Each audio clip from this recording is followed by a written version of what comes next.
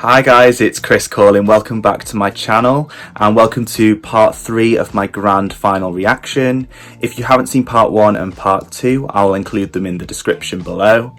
Please remember guys, like, comment, subscribe, and remember guys, if you've got any reaction requests at all that you want me to react to around Eurovision, please let me know in the comments below. Alright guys, enjoy! 7th place, again, another one that I was so happy with because it was almost like a surprise, was Belgium. This went from being, people were basically taking the mick out of this performance when Belgium selected it, to this being one of the most favoured entries. People absolutely love this song now, and so do I. So Belgium came 7th, 182 points, 7th with the jury, 127 points, and 12th with the televote.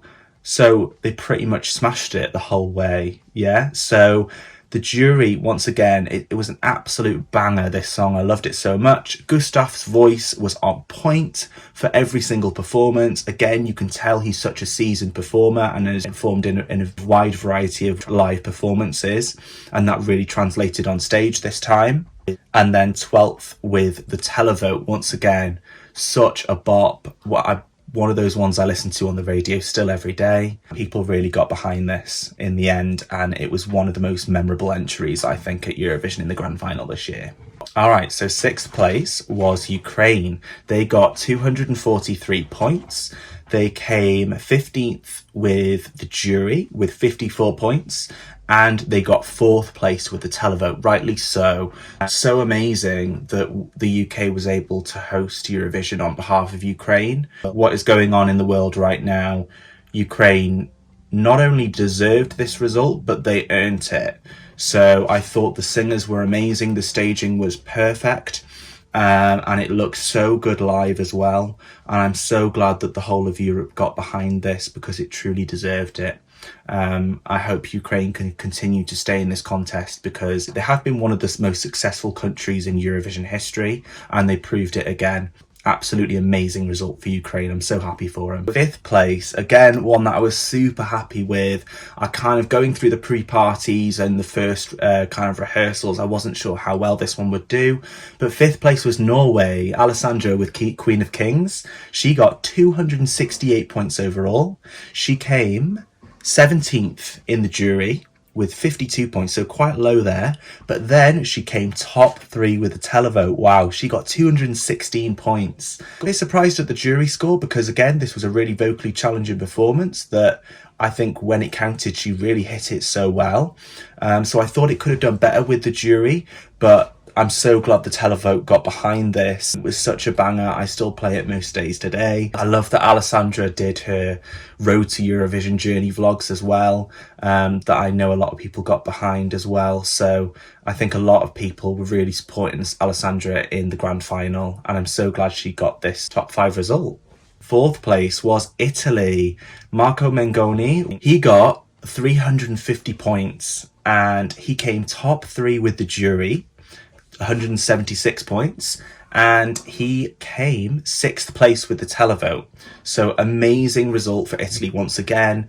We know by now Italy sends the most amazing entries. Italian music in general is one of the most beautiful languages in the world. Italian music is so culturally rich and it's truly unique and it's just beautiful. So I'm not surprised this did so well with the jury. It really deserved to. Marco's voice was absolutely stunning on stage. He hit it every time. Again, such a difficult song to sing, and he truly hit it when it counted. And yeah, it still did so well in the televote. He's performed as well. He's been to Eurovision before, 10 years before. So this has been 10 years since he's been on the Eurovision stage. He was in Malmö in 2013, and I'm pretty sure he did well, really well as well then. So another amazing result for Marco at Eurovision. Fantastic. And I'm sure in the years to come, Italy will keep on sending those quality entries that we know and love.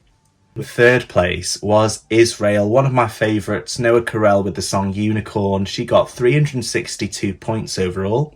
She came 2nd with the jury with 177 points, and she came 5th place with the televote, 185 points. Do you know, a little bit surprised this did better with the jury, but not mad about it. She had the most amazing voice. it goes without saying, Noah Carell is a seasoned performer. She has done this so many times. And even though she had a little bit more pressure on her for Eurovision, she absolutely delivered. She really brought it for the grand final with these vocals. She sang absolutely amazingly. And then for the televote, like I say, I think people really got behind this. It was so visual. My last video, the dancers were amazing, the staging, the lighting, it was all on point. So yeah, she really deserved this result, and I'm so glad she got top 3. In second place for down to our final 2, guys. Second place was Finland with a whopping 526 points. They came 4th in the jury and they won the televote. So with the jury, they got 150 points, and then in the televote, a whopping 376 points. Wow. Certainly expecting them to do well with the televote. It goes without saying, I think the whole of Europe absolutely fell in love with Carrier and his charisma up to the Eurovision final. It was neck and neck between him and Loreen. And yeah, I think this song certainly could have won in the end. It just got nudged at the end, but certainly deserved that top 3 finish. I think the question is with Finland, did we think it deserved to do better with the jury? Because it certainly got the points that it deserved with the televote. And I kind of predicted that it was going to win the televote. But 150 points, did we think it deserved more? I think it did. It might have been even tighter at the top with Loreen. It was more about the visuals with this performance. So yeah, I think obviously that's why it did better with the televote. And last but not least, in first place, the winner of the Eurovision 2023 is Loreen. So she came first. She got 583 points overall. The jury awarded her 340 points and in first place. And the televote, she came second behind Carrier with 243 points. Super close there again, guys. So once again, I'm not surprised this won the jury. She has the most amazing voice. It goes without saying, Tattoo is such a vocally challenging song to sing, and she hit it every time.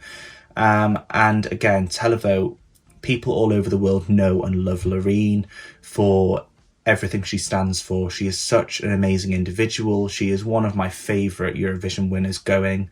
And I'm so happy that she was able to deliver this historic result once again.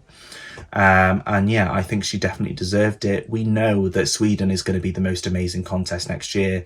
They've done it before. They know what they're doing. Wherever we are, whichever host city we're going to be in, it's going to be amazing. Okay, so that's it, guys. We've broken down our top 26 in the grand final. So my question for you is, do you think the voting is fair?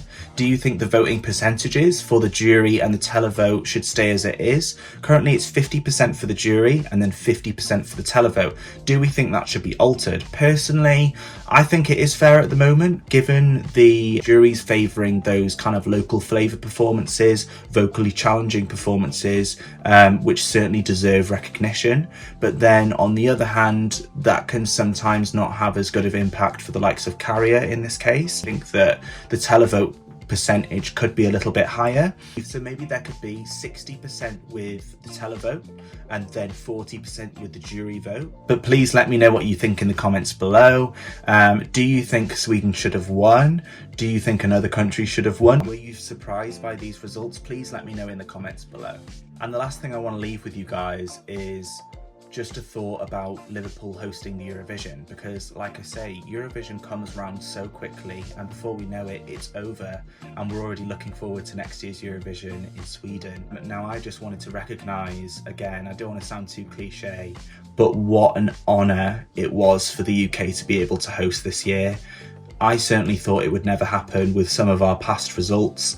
I'm so proud of Ukraine having won the contest last year, having gone what they've gone through, but I'm just equally as proud that the UK was able to host on behalf of Ukraine.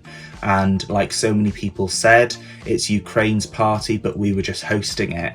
I'm so honoured that I was able to be a part of Eurovision this year. If the UK never hosts Eurovision again, I don't mind, because it was just such an honour to have it in our country. Honestly, the buzz that it brought to Liverpool in the weeks leading up to the contest was really something special to see, and it was truly special to have people from all over Europe come to Liverpool and celebrate with us. It was truly a memorable Eurovision Song Contest, and I think the BBC did such an amazing job, and it certainly inspired me to be involved in every Eurovision in the future, in one way or another. Hi guys, thank you for tuning in to this grand final reaction video. I really appreciate it. Please don't forget, like, subscribe, comment, and if you have any further suggestions for reaction videos, please just let me know in the comments below. And I'll really look forward to seeing you next time. Bye guys.